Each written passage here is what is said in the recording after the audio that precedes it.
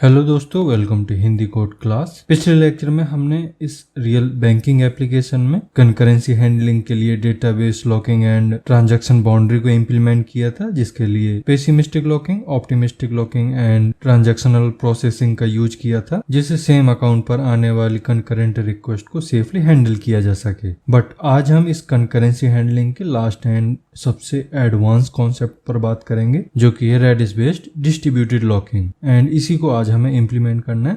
But implement करने से पहले मैं एक बात क्लियर कर देता हूँ यहाँ पर कि जो रेडिस डिस्ट्रीब्यूटेड लॉकिंग होता है वो हर एप्लीकेशन में यूज नहीं होता। मतलब इसका यूज तब आता है जब आपकी जो माइक्रो सर्विस है उसके मल्टीपल इंस्टेंस चल रहे हो, मतलब आपकी माइक्रो सर्विस डॉकर या क्यूबरनेट में डिप्लॉय हो एंड स्केलिंग की वजह से एक ही सर्विस की मल्टीपल कॉपीज अलग अलग जेवीएम में रन हो रही हो। ठीक है, अगर इस तरह से आपको समझना आया हो तो मैं एक एग्जांपल से भी आपको समझाने का ट्राई करता हूँ। मान लीजिए अकाउंट सर्विस के 5 इंस्टेंस चल रहे हैं एंड एक अकाउंट नंबर है 1 2 3 4 5 कुछ भी ऐसा मान लीजिए। इसमें एक ही टाइम पर मल्टीपल डेबिट रिक्वेस्ट आ गई हैं। तो इस सिचुएशन में क्या होगा, कुछ रिक्वेस्ट इंस्टेंस 1 में जाएंगी, कुछ 2 में, कुछ 3 में, कुछ 4 में। इस तरह से सारे इंस्टेंस में कुछ कुछ रिक्वेस्ट चली जाएंगी। अब यहाँ पर प्रॉब्लम यह है कि जितने भी इंस्टेंसेस हैं वो सब अलग अलग जेवीएम में रन हो रहे हैं, मतलब एक अलग अलग जेवीएम प्रोसेस है। इस वजह से इन इंस्टेंसेस को ये पता नहीं होता कि जो दूसरे इंस्टेंस है वो भी सेम अकाउंट नंबर पर काम कर रहे हैं। अब डेटाबेस लॉकिंग जो हमने इम्प्लीमेंट किया था वो इस प्रॉब्लम को सॉल्व तो कर देता है। मतलब अगर एक इंस्टेंस में किसी पर्टिकुलर अकाउंट नंबर, मतलब अकाउंट नंबर हमने जो अभी माना 1 2 3 4 5 6, अगर इसके लिए काम हो रहा है तो किसी दूसरे इंस्टेंस से भी अगर रिक्वेस्ट आती है तो वो काम नहीं कर पाएगी उस रो में। ठीक है, बट उसके लिए रिक्वेस्ट को डेटाबेस तक जाना पड़ेगा। मतलब जितनी भी रिक्वेस्ट हैं, जितनी भी अलग अलग इंस्टेंस से रिक्वेस्ट आ रही हैं, वो सब डेटाबेस तक जाएंगी लॉक एक्वायर करने के लिए। लेकिन वहां पर देखेंगे कि ऑलरेडी एक्वायर है तो फिर वहां पर वेट करेंगे, ये रिजेक्ट हो जाएंगे, बट डेटाबेस तक जाएंगे। अब अगर ये सिचुएशन किसी बड़े एप्लीकेशन में आती है, मतलब जहां पर हाई ट्रैफिक एनवायरनमेंट है, तो इससे अननेसेसरी डेटाबेस लोड बढ़ता है। मतलब इस तरह की सिचुएशन में जो एप्लीकेशन की परफॉर्मेंस है वो डाउन हो जाती है।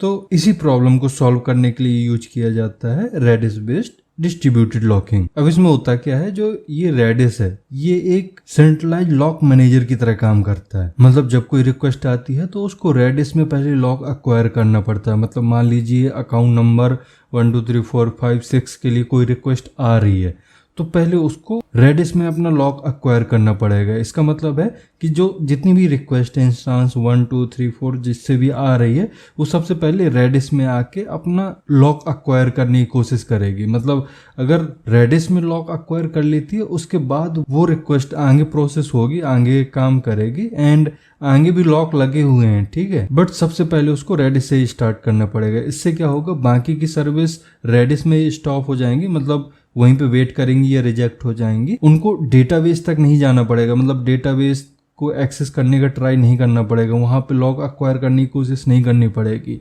जितनी भी कंकरेंसी आ रही है वो सब रेडिस के बाहर ही वेट करेगी या रिजेक्ट हो जाएगी। ठीक है, अब इससे होगा क्या, जितनी भी अननेसेसरी रिक्वेस्ट डेटाबेस तक जा रही थी वो कम हो जाएंगी, जिससे डेटाबेस पर लोड रिड्यूस हो जाता है एंड मल्टीपल जेवीएम या मल्टीपल सर्विसेज इंस्टेंसेस के बीच में भी कंकरेंसी सेफली हैंडल होने लगती है। अब जितनी भी इंटरप्राइज एप्लीकेशन है इंडस्ट्री में उनमें ज्यादातर रेडिस बेस्ड डिस्ट्रीब्यूटेड सिस्टम का ही यूज किया जाता है। इस वजह से हम भी अपने इस रियल बैंकिंग एप्लीकेशन में इसका यूज करेंगे। ठीक है, तो कैसे करना है, फाइनली कोड कैसे इंप्लीमेंट करना है, उसके लिए सबसे पहले आपको अकाउंट सर्विस में एक डिपेंडेंसी ऐड करनी होती है।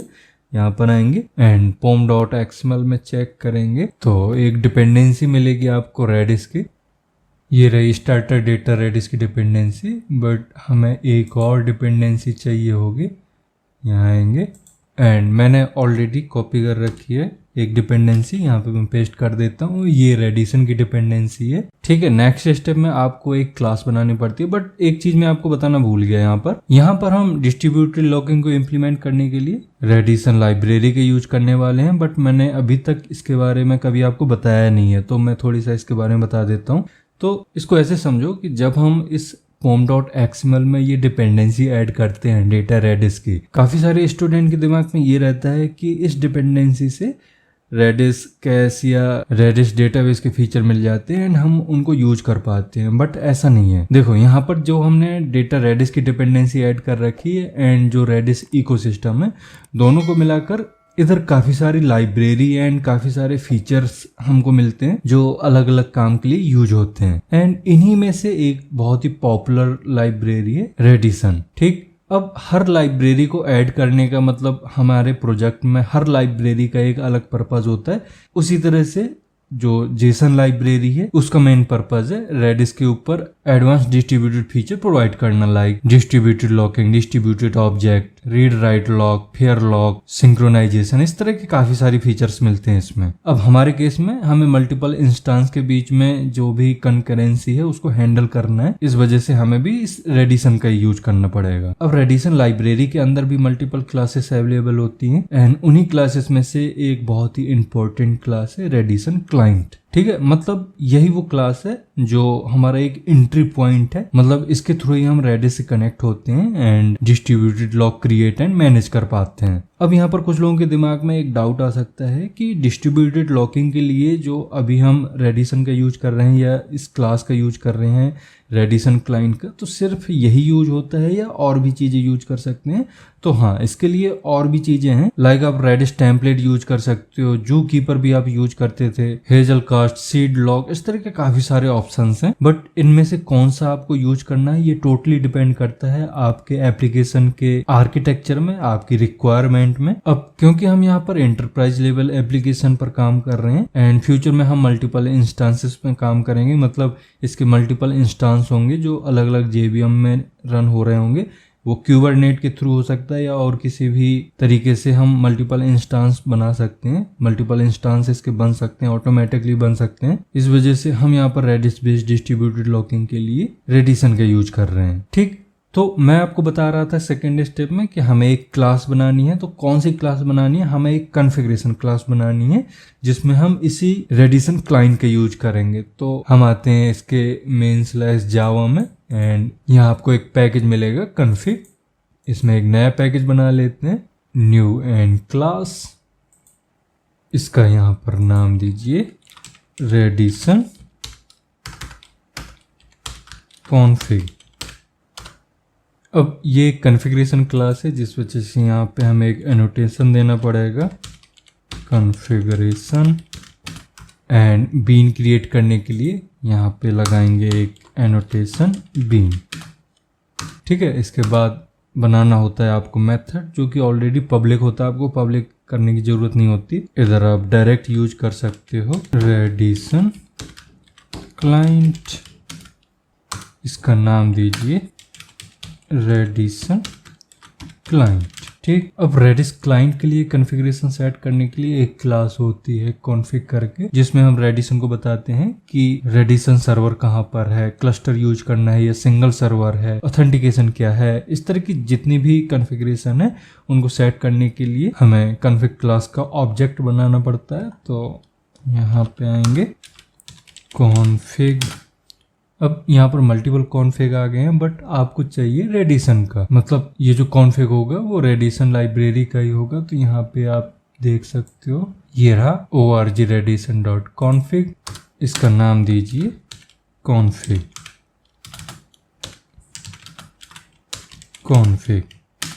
इसके बाद बताना होता है कि आप रेडिस को किस तरह से यूज कर रहे हो, मतलब सिंगल सर्वर मोड में यूज कर रहे हो या मल्टीपल। तो अभी फिलहाल हम सिंगल सर्वर पे यूज कर रहे हैं रेडिस को, इस वजह से यहाँ पे लिखेंगे config.use सिंगल सर्वर। ठीक है, बट इसी चीज को अगर हम प्रोडक्शन में लिख रहे होते तो यूज सिंगल सर्वर की जगह हमें लिखना पड़ता यूज क्लस्टर सर्वर या यूज सेंटिनल सर्वर। ठीक है, देन आपको सेट करना होता है रेडिस सर्वर का एड्रेस। तो यहाँ पे डॉट सेट एड्रेस, इसमें सबसे पहले होता है प्रोटोकॉल, तो प्रोटोकॉल है redis://localhost:6379। ठीक, देन कॉन्फ़िगरेशन कर देंगे रिटर्न, तो रिटर्न redison.create, इसमें पास कर देंगे जो अभी हमने कॉन्फ़िग सेट की है।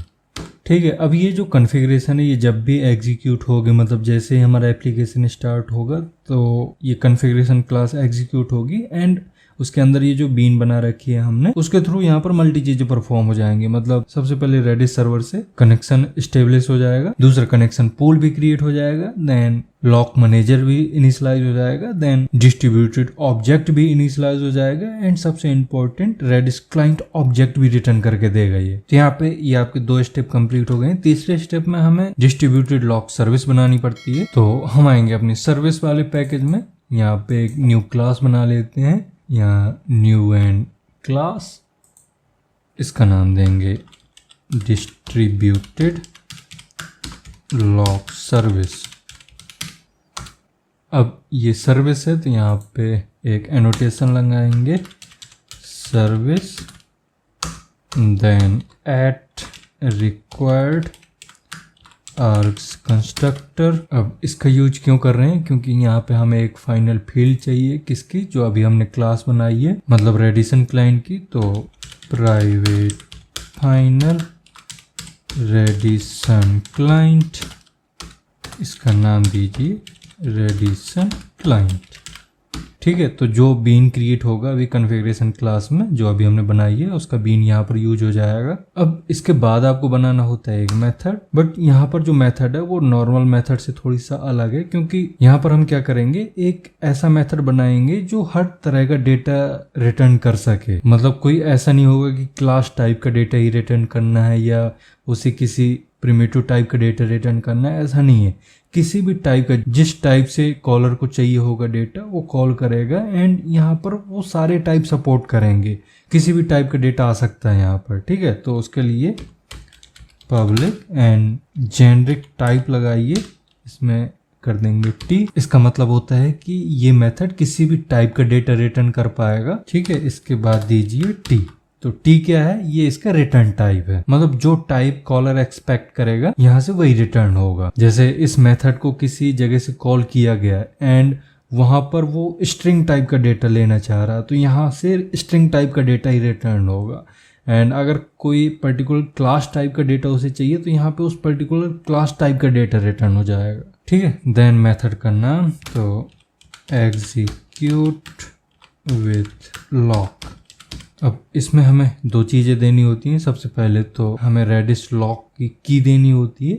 अब ये की क्या है, ये रेडिस लॉक का एक यूनिक नेम होता है। तो यहाँ पे स्ट्रिंग रेडिस की, देन आपको पास करना होता है सप्लायर। अब सप्लायर क्या है, आपने सप्लायर के बारे में जावा में पढ़ा होगा, मतलब जब फंक्शनल इंटरफेस पढ़ाते हैं टीचर्स तो उसमें बताते हैं कि ये सप्लायर क्या होता है। एंड अगर नहीं पता तो थोड़ा सा मैं आपको बता देता हूँ। यहाँ पर जो मैं सप्लायर की बात कर रहा हूँ वो एक फंक्शनल इंटरफेस होता है। फंक्शनल इंटरफेस ऐसा इंटरफेस होता है जिसके अंदर सिर्फ एक ही एब्स्ट्रैक्ट मेथड होता है एंड इसी वजह से इन इंटरफेस का यूज हम डायरेक्ट लैम्डा एक्सप्रेशन के थ्रू कर सकते हैं। मतलब जब भी हमें इम्प्लीमेंटेशन देना होगा हम डायरेक्ट लैम्डा एक्सप्रेशन के थ्रू इसको इम्प्लीमेंट करेंगे। अब जावा में मेनली 4 तरह के फंक्शनल इंटरफेस होते हैं, like consumer, predicate, function and supplier. And ये जितने भी फंक्शनल इंटरफेस है इनका सबका कोई ना कोई स्पेसिफिक पर्पस होता है, जिसमें से ये जो हम यूज कर रहे हैं सप्लायर, इसका काम होता है किसी लॉजिक को एग्जीक्यूट करना एंड उसका रिजल्ट रिटर्न करना। मतलब इसको इनपुट नहीं देना होता, इनपुट वैल्यू नहीं देनी होती, ये पूरा का पूरा कोड एग्जीक्यूट करता है,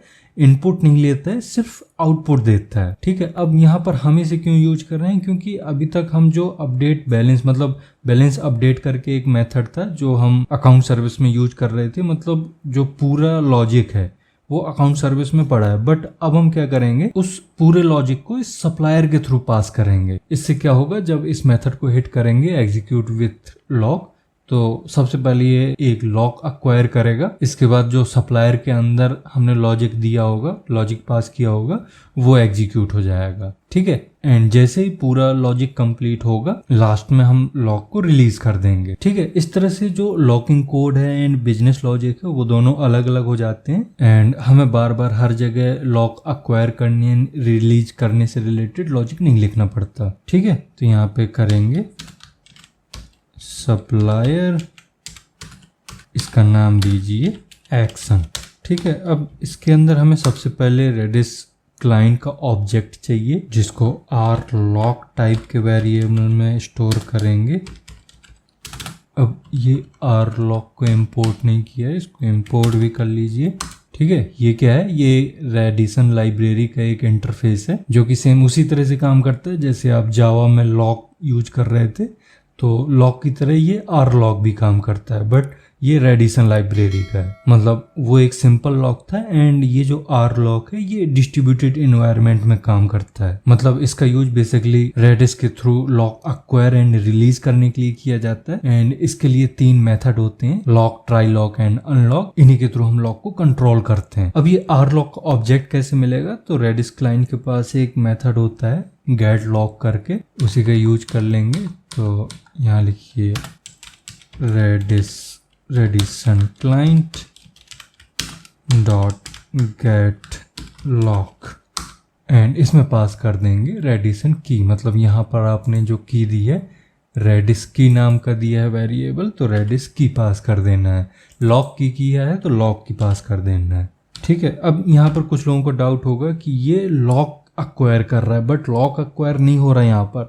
यहाँ पर सिर्फ रेडिस की के लिए आर लॉक का ऑब्जेक्ट क्रिएट कर रहा है, आर लॉक का ऑब्जेक्ट रिटर्न कर रहा है। ठीक है, मतलब अभी रेडिस फ्री है, अभी कोई लॉक नहीं हुआ, अभी सिर्फ रेफरेंस आया यहाँ पे। ठीक है, ये बहुत ही क्रिटिकल लाइन है, इसको समझ लीजिए, क्योंकि इंटरव्यू में काफी बार ये चीज पूछी जाती है कि ये आर लॉक क्या करता है। आर लॉक को कंट्रोल तो कर सकता है, बट अभी हम गेट लॉक करके लॉक को कंट्रोल नहीं कर रहे हैं, अभी सिर्फ हम ऑब्जेक्ट लेकर आए, एक रेफरेंस लेकर आए हैं। ठीक है, अब जो हम लाइन लिखने वाले हैं इसके थ्रू हम लॉक को अक्वायर करेंगे, तो इसको हम ट्राई के अंदर लिखते हैं। कैसे करेंगे, सबसे पहले तो एक बुलियन वेरिएबल लेते हैं अक्वायर्ड, इसमें ट्राई लॉक का यूज कर लेंगे, लॉक डॉट ट्राई लॉक। अब ट्राई लॉक को देने होते हैं 3 पैरामीटर, जिनमें से 2 पैरामीटर एक टाइमिंग होती है एंड तीसरे पैरामीटर में बताते हैं कि वो टाइमिंग का फॉर्मेट क्या है, मतलब टाइम यूनिट क्या है, सेकंड में है, मिनट में है, किस में आप दे रहे हो। अब इसमें जो मैं 2 पैरामीटर की बात कर रहा हूँ जिसमें हम टाइमिंग सेट करते हैं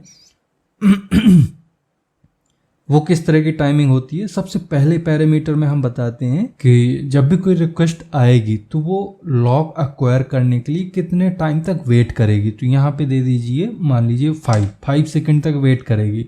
इसका मतलब है कि जो रिक्वेस्ट आएगी लॉक अक्वायर करने के लिए वो कितने टाइम तक वेट करेगी, तो यहाँ पे दे दीजिए 5। इसका मतलब है कि अगर लॉक ऑलरेडी अक्वायर है किसी रिक्वेस्ट के थ्रू, तो जो ये रिक्वेस्ट आई है ये 5 सेकंड तक वेट करेगी उसका। ठीक है, अब 5 मिनट के अंदर अगर उसको एक्सेस मिल जाता है तब तो ठीक है, अगर 5 सेकंड के अंदर एक्सेस नहीं मिलता तो ये फेल हो जाएगी रिक्वेस्ट एंड उसको हम हैंडल कर लेंगे बाद में।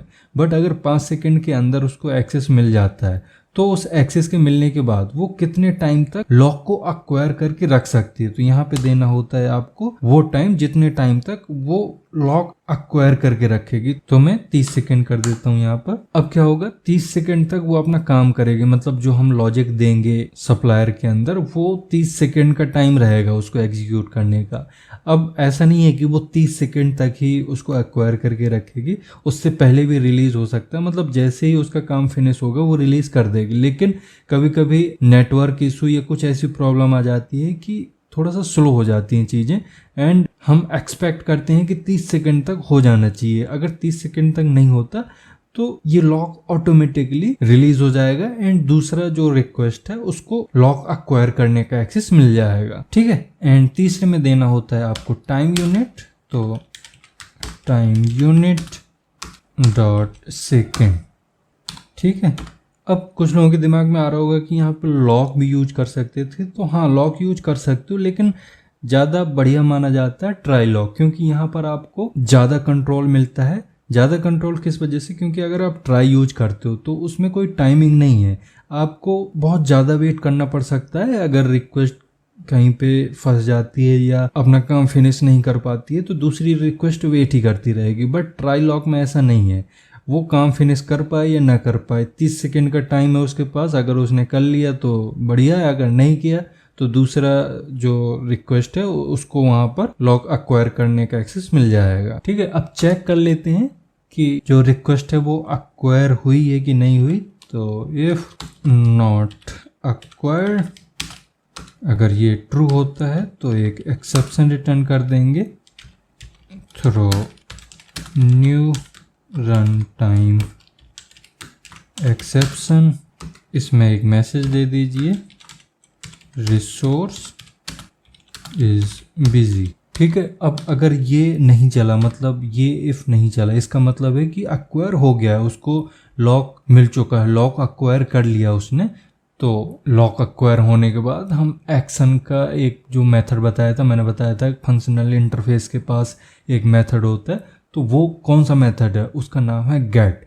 तो उसको कॉल कर देंगे जिससे कि जो हमारा बिजनेस लॉजिक है वो एग्जीक्यूट होने लग जाएगा। तो यहाँ पे आएंगे, यहाँ रिटर्न करिए एक्शन डॉट गेट। ठीक है, अब अगर इस ट्राई ब्लॉक में कुछ भी प्रॉब्लम आती है तो यहाँ पे हम कैच ब्लॉक भी लगा देंगे, कैच।